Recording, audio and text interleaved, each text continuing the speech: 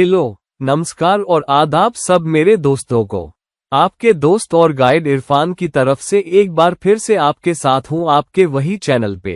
Assurance के तौर पे ये वो वीडियो है जो मैं एक रिक्वेस्ट पे बना रहा हूं किसी के द्वारा, जो चाहता था कि मैं एक्सप्लेन करूं ग्रहों और डिपॉजिटर्स के दरमियान और उनके दरमियान का रिश्ता और कैसे नतीजे निकलेंगे, क्या मैनिफेस्टेशंस होंगे। अब पहली बात, हम जानते हैं कि एक ग्रह जब वो किसी दोस्ताना साइन पे रखा हो या अपने साइन पे रखा हो या मूल त्रिकोण साइन पे रखा हो या अपने उच्च का साइन पे रखा हो तो बहुत अच्छे नतीजे देता है। और आप ये भी जानते हो कि अगर वो उल्टा दुश्मन के साइन पे हो या नीच के साइन पे हो या अगर वो कंबस्टेड हो तो वो जरूर चैलेंजेस देते हैं। तो क्या रिश्ता है उस ग्रह के दरमियान जो किसी खास भाव या साइन पे रखा है और उसके डिपॉजिटर के दरमियान, और क्या डिपॉजिटर्स की स्ट्रेंथ, ग्रह की अपनी प्लेसमेंट की स्ट्रेंथ, क्या वो एक रोल अदा करती है आखिरी मैनिफेस्टेशंस में या कुल नतीजों में उस इंसान के लिए। रूल को देखो। रूल बहुत आसान है। एक ग्रह जो किसी भी साइन पे रखा है वो उस साइन की कुछ खूबियां सोख लेगा, और जो ग्रह डिपॉजिटर है मतलब जो उस खास साइन का मालिक है वो उस ग्रह की खूबियों के कुछ तत्व अपने अंदर ले लेगा जो उस साइन पे रखा है। तो दोनों एक दूसरे की एनर्जी के कुछ तत्व देंगे। मसलन के अगर मंगल कर्क साइन में नीच का हो रहा है और हम जानते हैं कि लग्नेश उसके नीच के साइन में जा रहा है तो यकीनन वहां एक चैलेंज होने वाला है। हालांकि उसका डिपॉजिटर जो चांद है, अगर चांद अपने उच्च के साइन में दूसरे भाव में चला जाए तो क्या होता है कि यहाँ चांद बहुत स्ट्रांग होने के नाते, पहली बात, जिस साइन में मंगल रखा है वो चौथा भाव है जो एक केंद्र भाव है। एक ग्रह जो भाव चौथा भाव हो या पांचवा भाव तो वो स्ट्रांग भाव होता है। तो साइन अगर उस भाव में रखा है तो वो भाव की ताकत भी हासिल कर लेता है।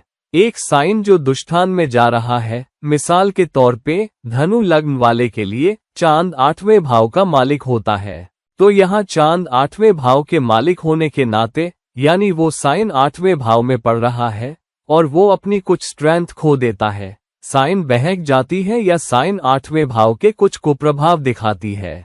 तो भाव एक अहम रोल अदा करता है साइन की पूरी ताकत में भी। और डिपॉजिटर मतलब उस खास भाव का मालिक, वो जहां भी रखा है उस भाव की एनर्जी अपने साथ लेकर चलता है। तो अगर डिपॉजिटर उस भाव का मालिक चौथे भाव या पांचवें भाव का मालिक हो जो केंद्र या त्रिकोण भाव है तो वो अतिरिक्त ताकत लेकर चलता है चौथा भाव या पांचवा भाव के मालिक होने की जो केंद्र या त्रिकोण भाव है। लेकिन उल्टा, अगर ग्रह दुष्टान का मालिक हो तो वो दुष्टानों की कुछ कुएनर्जी अपने साथ ले जाता है जिधर भी जाता और रखा जाता है। तो यहाँ मेष लग्न वाले के लिए, हालांकि मंगल चौथे भाव में कर्क राशि में नीच का हो जाता है, अगर चांद दूसरे भाव में वृषभ राशि में चला जाए तो चांद एक केंद्र भाव के मालिक होने की एनर्जी लेकर चल रहा है, प्लस चांद वृषभ राशि में बहुत उच्च का है। इसका क्या मतलब हुआ? यानी कि मंगल उस भाव के चैलेंजिंग नतीजे नहीं दे पाएगा जिसमें वो रखा है, लेकिन मंगल जरूर अपनी वेरिएशंस या अपने मैनिफेस्टेशंस के चैलेंजिंग नतीजे देगा। तो इंसान की एनर्जी के लिहाज से, इंसान के स्वभाव के लिहाज से, इंसान के अपना संयम बनाए रख पाने या मुकाबले में अपने विरोधी से जंग लड़ पाने या गोल ओरिएंटेड हो पाने के लिहाज से वो इंसान यकीनन एक चैलेंज का सामना करेगा। हालांकि चौथे भाव के मामले में चौथा भाव मटीरियल गेन्स है, चौथा भाव माँ के साथ रिश्ता है, चौथा भाव एजुकेशन के बारे में भी है, वहां मंगल कोई बड़ा इम्पैक्ट नहीं कर पाएगा क्योंकि चांद वृषभ राशि में उच्च का हो चुका है।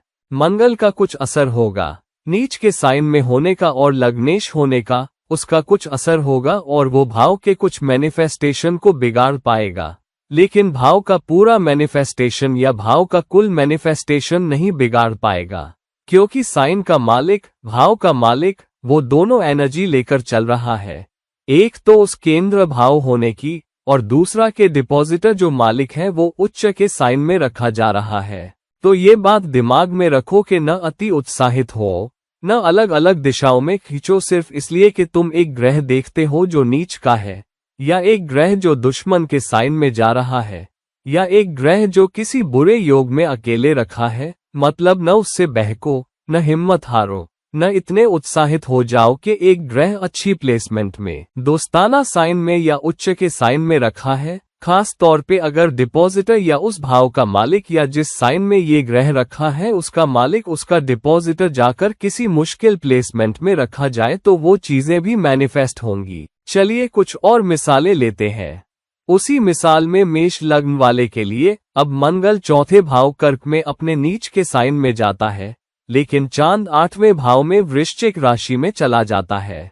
अब मेरा कहना यह है कि ये एक परिवर्तन योग है क्योंकि तुम साइंस एक्सचेंज कर रहे हो, लेकिन इसके परिवर्तन योग होने के बावजूद जहां तुम एक्सचेंज कर रहे हो, साइंस एक्सचेंज कर रहे हो भावों को, फिर भी तुम पाओगे कि चैलेंजेस बहुत है। ये कोई स्ट्रॉन्ग राजयोग नहीं है, बल्कि ये एक कमजोर राजयोग है। इसके राजयोग होने के कुछ मैनिफेस्टेशन आएंगे क्योंकि ये एक परिवर्तन योग है।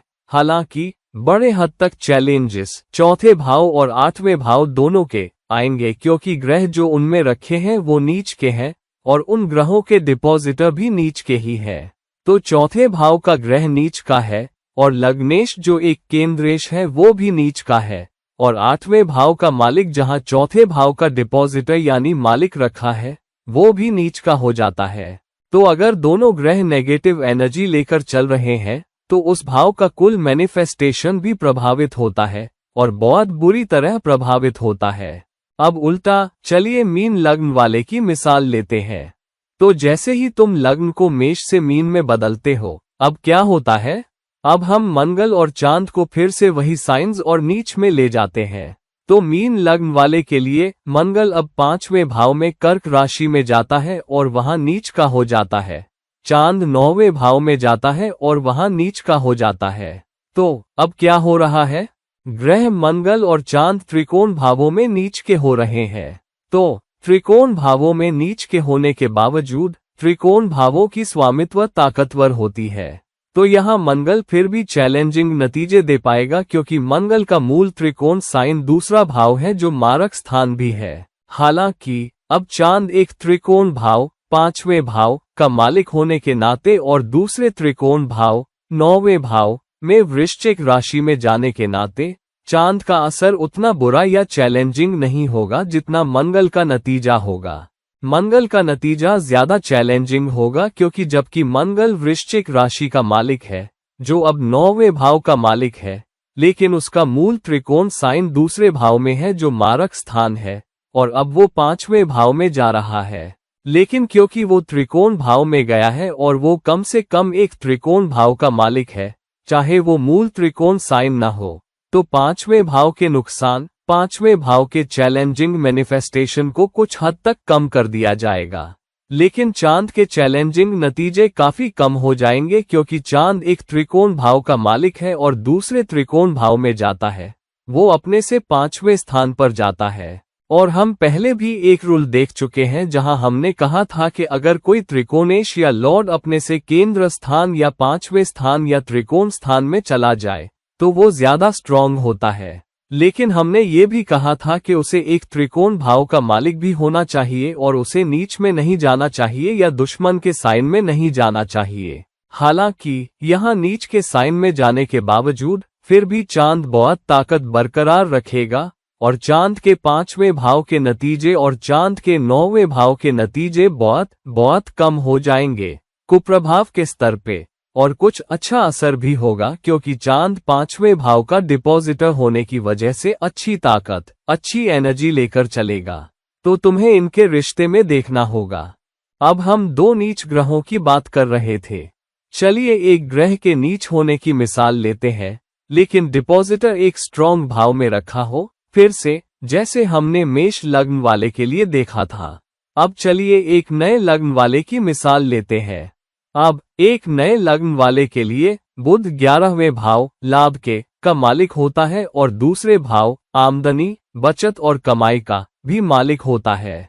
और अगर बुध अब 8वें भाव में मीन राशि में नीच का हो जाए तो बुध लाभ रोजी रोटी बचत के मामले में यकीनन चैलेंजेस दिखाएगा क्योंकि वो 8वें भाव और नीच में जा रहा है।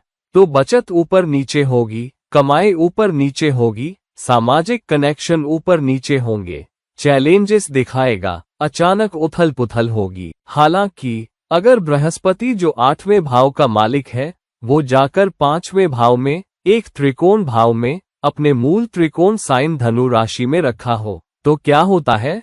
तो यहाँ क्योंकि 8वें भाव का डिपॉजिटर एक बहुत स्ट्रॉन्ग भाव में चला गया है, एक त्रिकोण भाव और मूल त्रिकोण साइन में, तो बुध 8वें भाव के चैलेंजिंग नतीजे नहीं दे पाएगा। हालांकि वो अपने स्वयं के बारे में और रोजी रोटी और सामाजिक कनेक्शन के बारे में चैलेंजिंग नतीजे जरूर दे रहा है। तो बुध चैलेंजेस देगा जहां इंसान अचानक चैलेंजेस की वजह से, अचानक मामलों की वजह से जो न्यूज या कम्युनिकेशन से ताल्लुक रखते हैं उसकी या उसके काम या उसकी इंक्रीमेंट या उसकी कमाई या उसकी बचत के बारे में, तो अचानक आने वाले मामलों में जो 8वां भाव मैनिफेस्ट करेगा, इंसान की एनालिटिकल सकलत कमजोर होगी और इसलिए इंसान अच्छे, पुख्ता, प्रैक्टिकल, लॉजिकल फैसले 11वें भाव या दूसरे भाव के मामलों में नहीं ले पाएगा और गलत फैसले करेगा और इस तरह कमाई, बचत, रोजी रोटी फिर भी प्रभावित हो सकती है। मिसाल के तौर पे किसी के काम पे एक चैलेंज आता है और इस चैलेंजिंग सूरत हाल में जहां कंपनी कहती है हम अच्छी इंक्रीमेंट नहीं दे रहे, हम महामारी की वजह से अच्छी इंक्रीमेंट नहीं दे रहे, इंसान गुस्से से आग बबूला हो जाता है और फिर अपनी नौकरी छोड़ देता है और वो दूसरी नौकरी लेना चाहता है।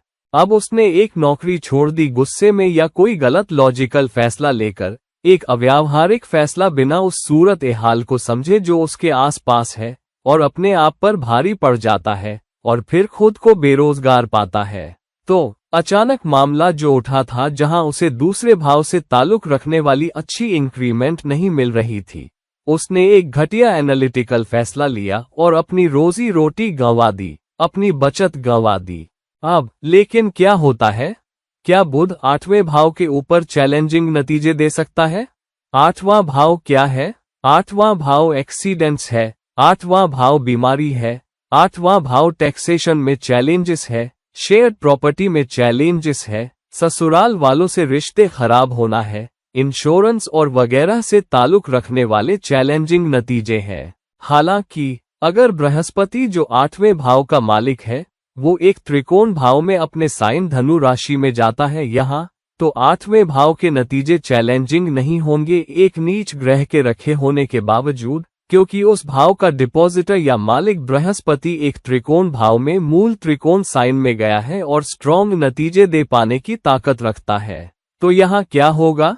चैलेंजिंग नतीजों के बावजूद जहां इंसान अपनी रोजी रोटी गंवा चुका है, उसकी शेयर्ड प्रॉपर्टी जो 8वें भाव के अंतर्गत आती है वो उसके काम आएगी। तो वो शायद अपने और अपनी पत्नी के दरमियान शेयर्ड प्रॉपर्टी से कमाई पर निर्भर होना शुरू कर दे और उससे कुछ किराया हासिल करे, या वो कोई इंश्योरेंस का दावा करे और इस तरह इंश्योरेंस उसके काम आएगी और वो कुछ पैसा निकाल पाएगा, उस कठिन चैलेंजिंग दौर में खुद को संभाल पाएगा और उसके साथ अच्छी चीजें होने का इंतजार करेगा।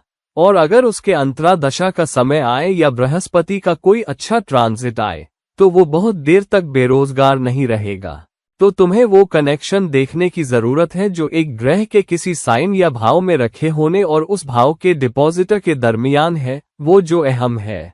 अगर किसी भाव का प्लेसमेंट एक ग्रह का एक खास भाव में या एक खास साइन में, यानी उस खास भाव का मालिक भी किसी चैलेंजिंग प्लेसमेंट में रखा हो, नीच में, कंबस्टेड में या दुश्मन के साइन में, और वो भी दुष्टान में, तो दोनों भावों के नतीजे चैलेंजिंग होंगे। हालांकि अगर एक ग्रह जाकर किसी मुश्किल साइन में रखा हो तो उसका अपनी भावों पर स्वामित्व जरूर चैलेंजेस लाएगा, जैसे हमने बुध की मिसाल में देखा, जहां बुध 11वें और दूसरे भाव का मालिक है और दोनों के नतीजे खराब होते हैं क्योंकि बुध 8वें भाव में नीच का रखा है। हालांकि उसका डिपॉजिटर जो बृहस्पति है बहुत स्ट्रॉन्ग रखा है, तो उस भाव के चैलेंजिंग नतीजे उतने बुरे या उतने चैलेंजिंग नहीं होंगे जितने उस ग्रह के नतीजे हैं जो उस खास भाव में रखा है। ये ज्योतिषीय प्लेसमेंट्स के आखिरी तत्व है और एक को प्लेसमेंट्स के मायने, ग्रहों की ताकतें, डिपॉजिटर्स के साथ रिश्ता, एक दूसरे के साथ रिश्ता समझने की जरूरत है और तब हम इन नतीजों को बेहतर तरीके से मैनिफेस्ट कर पाएंगे। वरना बहुत बार हम गलतियां करते हैं, हम घटिया जजमेंट बना लेते हैं क्योंकि हम सिर्फ एक नीच ग्रह देख लेते हैं या हम एक कंबस्टेड ग्रह देख लेते हैं और हम सीधा नतीजा निकाल लेते हैं। तो आमतौर पे नतीजे ऐसे कभी नहीं देखने चाहिए। यहाँ तक कि जब मैं अलग अलग भावों में 8वें लॉर्ड, अलग अलग भावों में 7वें लॉर्ड के बारे में बात कर रहा हूँ, ये जेनेरिक नतीजे हैं। हो सकता है कि ये तुम्हारे ऊपर असर न डालें या तुम्हारे खास नतीजों पर, क्योंकि तुम्हारी प्लेसमेंट्स किसी और के मुकाबले ज्यादा स्ट्रॉन्ग हो सकती है। तो बहुत बार जैसा मुझे कमेंट सेक्शन में मिलता है, लोग कहते हैं हाँ लेकिन ये सच नहीं है, मैं तुम्हारे दूसरे विचारों से सहमत हूँ लेकिन तुम्हारा ये विचार मैं नहीं मानता। मैं आपको विनम्रता से बताता हूँ कि मैं जो कुछ भी कहूँ वो आपके लिए सच हो ये जरूरी नहीं है। तो अपनी कुंडली की इज्जत करो क्योंकि मैं जो कह रहा हूँ वो ज्यादातर जेनेरिक है, लेकिन एक खास कुंडली के लिए चीजें अलग हो सकती है। तुम्हारा डिपॉजिटर स्ट्रांगली रखा हो सकता है और बहुत बेहतर रखा हो तुलना में किसी ग्रह के किसी खास भाव में रखे होने के। तो दोस्तों, इस बात को दिमाग में रखो और अपनी कुंडलियों को फिर से देखो। एक बुरी तरह रखे गए ग्रह के डिपॉजिटर को देखो और एक बहुत अच्छी तरह रखे गए ग्रह के डिपॉजिटर को भी देखो। तब तुम कहीं ज्यादा नतीजे निकाल पाओगे, ज्यादा बारीक नतीजे निकाल पाओगे। क्यों एक बुरी तरह रखा गया ग्रह अच्छे नतीजे दे पाता है और क्यों एक अच्छी तरह रखा गया ग्रह चैलेंजिंग नतीजे दे रहा है। और उन चीजों का मुताला करो और खुद को तैयार करो उसी हिसाब से और उन सूरत ए हाल का सामना करो उसी हिसाब से। तो दोस्तों, इस वीडियो को लाइक करो, शेयर करो। मुझसे कंसल्टेशन के लिए कृपया मेरे संपर्क करो नीचे दिए गए लिंक्स से। किसी और वक्त किसी और वीडियो के साथ ये आपके दोस्त और गाइड इरफान साइन ऑफ कर रहे हैं। नमस्कार।